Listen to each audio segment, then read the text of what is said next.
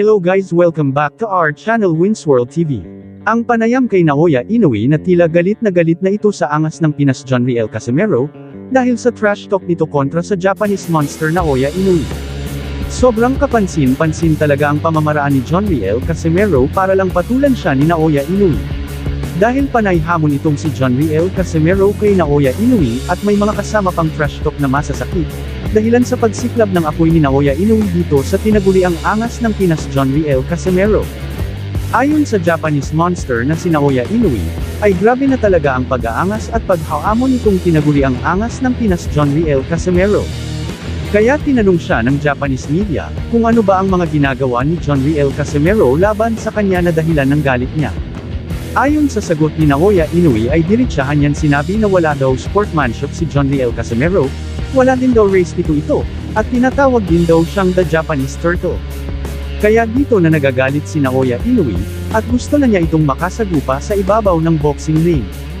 Ayon sa media at mga kasamahan ni Naoya Inoue, ay sobrang nakakagimbal ang lakas niya ngayon at nakakatakot na Naoya Inoue version ngayon 2024. Dagdag pa ni Naoya Inoue ay sobrang malala na ang mga ginagawa ni Jonriel Casimero, dahil pati sa ibang account ni Naoya Inoue ay nanggugulo doon at panay comment itong si Jonriel Angas ng Pinas Casimero.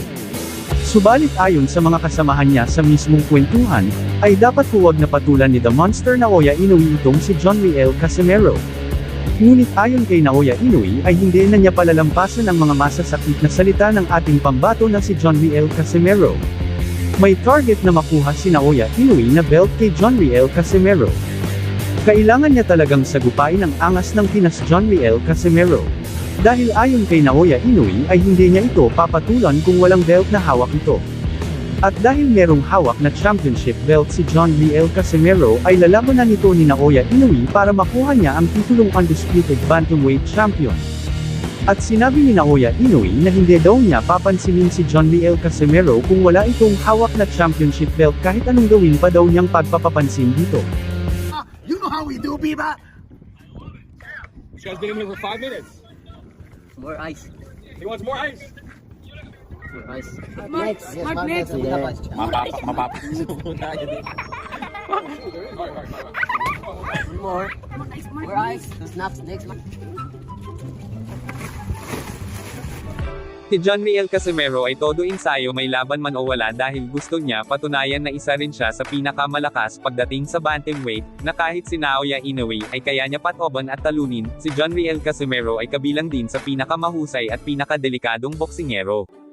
Gustong-gusto na makaharap ni Casimero itong si Inoue pero mailap parent sa kanya ang The Monster at halatang naduduwag at parang hindi naman interesado si Inoue makipaglaban kay Casimero.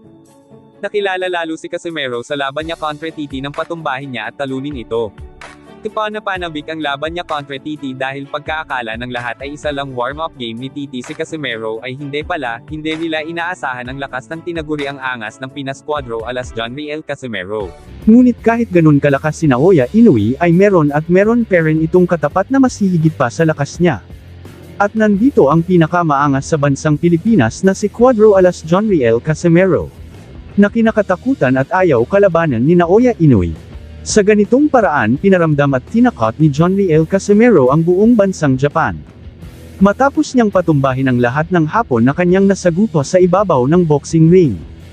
Ito ang kanyang pinasuko na mga boksingero ng bansang Japan.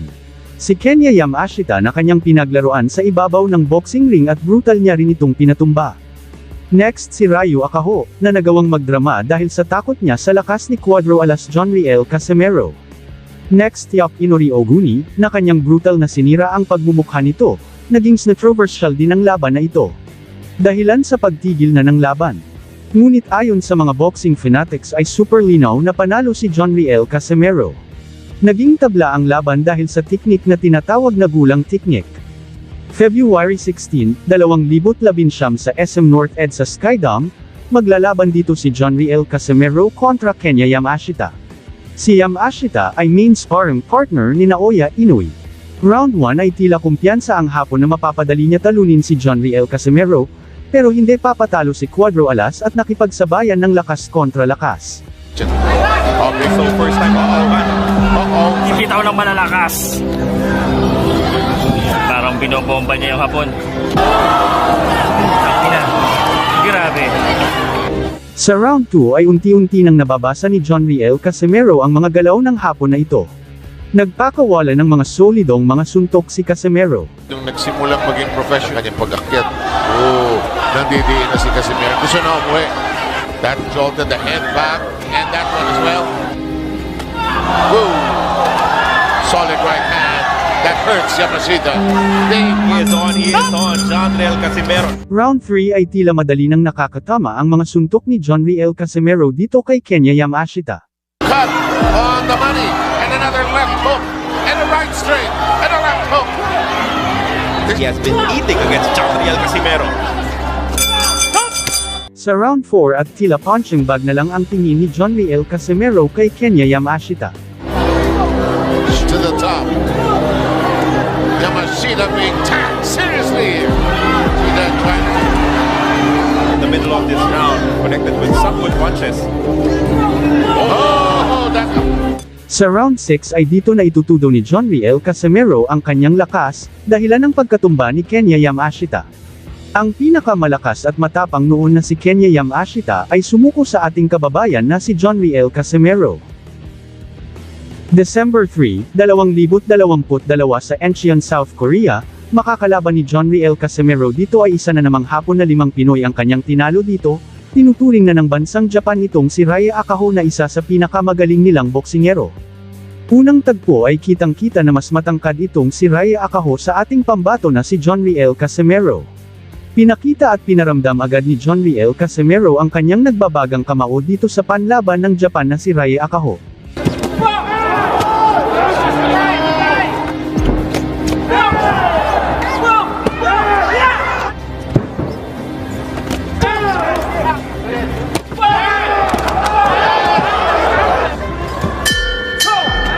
Pangalawang round ay dito na nanggigil si Casimero dahilan ng kanyang pagkatumba. Nabanilangan ng hapon na referee na inakala na ito ay knockout punch.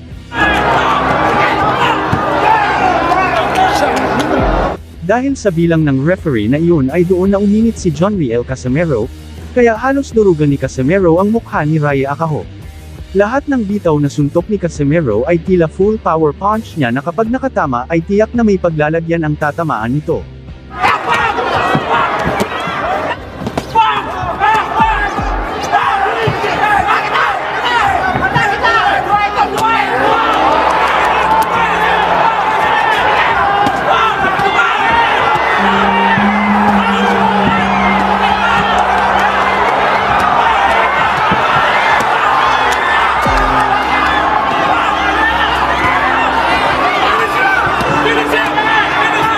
Kitang-kita na si Raya Akaho ay tila nawawala na ng balansi dahil sa mga solid na patama sa kanya ni John Riel Casimero. Ngunit sa hindi inaasahan ay nakadaplis ang suntok ni John Riel Casimero dito sa batok ni Raya Akaho. Ito rin ang ginawang rason ni Raya Akaho para makawala sa lakas ni Casimero, at hindi lang yan, gumawa pa siya ng drama at sobrang nag-inarte na dahilan sa pagtigil na ng laban na naging resulta sa draw. Ngunit sa paglipas ng mga araw at sa naging investigasyon ay malinaw na nanalo si Cuadro Alas John Riel Casimero kontra Raya Akaho. Kaya gustong-gusto na ng mga boxing fans na makaharap nito si Naoya Inoue dahil sa taglay nilang angas na dalawa pagdating sa boxing. Sa tingin nyo guys, kakayanin kaya ni John Riel Casimero si Naoya Inoue?